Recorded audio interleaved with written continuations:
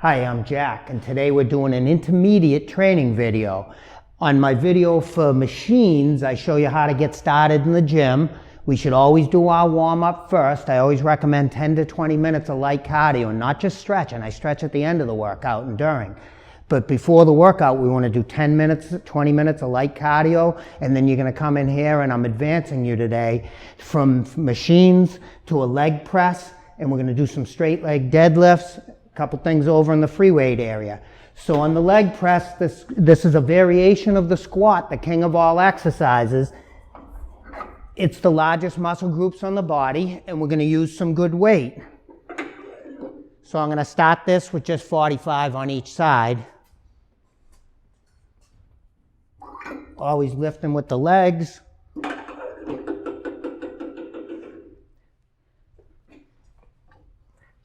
This leg press has a safety stopper and it's set all the way up. When I put my feet on the leg press, I like a nice wide stance. On this particular one, I'm not too high, I'm a little bit lower, and my feet aren't turned out that much. When you turn your feet out and your knees go in, the feet go that way, your heels lift up, it's all very dangerous and not productive.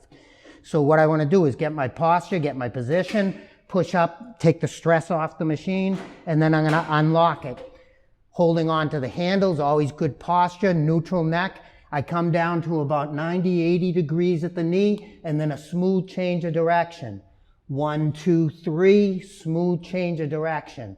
That smooth change of direction is like the Nike swish from a negative into a positive. Notice I didn't lock out my knee. I'm powerful, but I'm controlled where it doesn't bounce or vibrate at the end on the joint.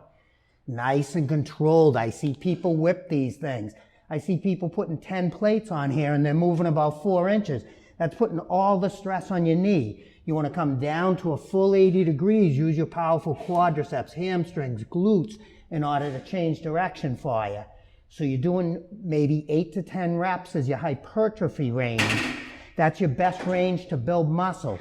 Start with about 8 to 10 and have a light day, alternating a heavy day and a light day. 8 to 10 is probably your mid-range for building muscle. And when you're coming in here doing 4 to 6 reps, that's going to help you with your strength, but still maintain that full 80 degrees. Always unloading the weight at the end.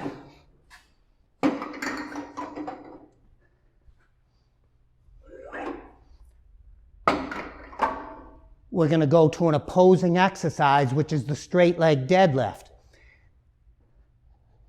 I use deadlift as my #1 exercise for preventing back pain.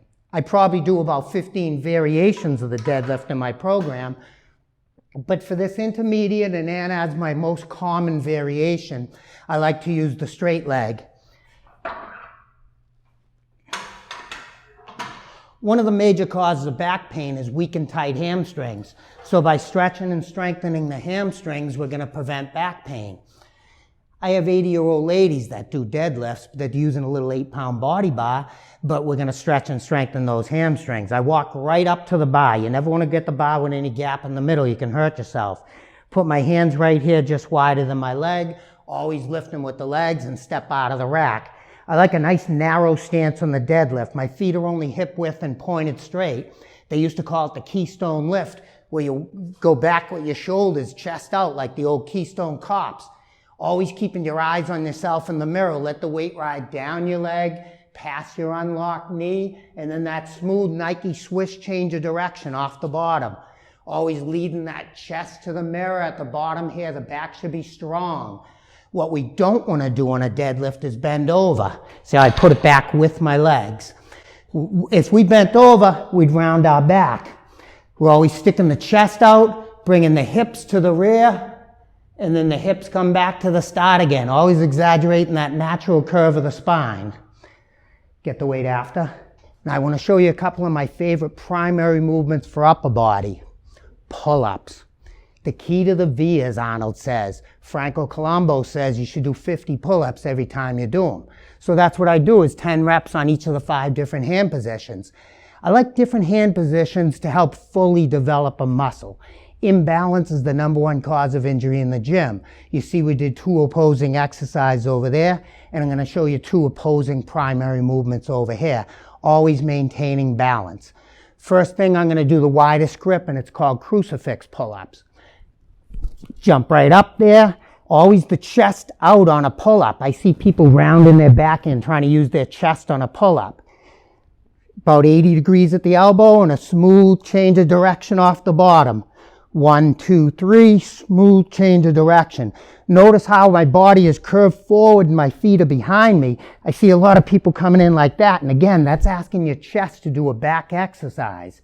So I might get down, rest for about 60 seconds. I'm not supersetting this. I didn't superset either of those exercises either, because we want to be able to handle better weight than that. So I'll get down, I'll rest for a minute, 30 seconds, get back up and do another hand position. So now we're going to do a chest press with the dumbbells. It's going to be an opposing exercise for pulling for your back. Use a moderate dumbbell here. Put it on my legs and keep the dumbbell together. I see a lot of people let the weight go peripherally and they're ripping their shoulder out of the socket till they go boom and let go of it. By keeping the weight together, you're protecting your shoulder. So I'm going to kind of get it past my center of balance as I lean back from my front delt to meeting each other at the top. Notice I get into good posture where my legs are nice and wide, exaggerating the natural curve of the spine. Let the weight drop straight down. Remembering gravity does not go out to the side like that, so don't do that. Just let the weight drop straight down to your front delt. Changing direction smoothly right to the top again. Notice that the weight's bent a little bit. It's not straight like a bar. We want to take advantage of that by turning it just a little bit and helping the elbows to line up more with the pectoral than the front delt. Let the weight drop right down. Smooth change of direction. 1, 2, 3. Squeeze.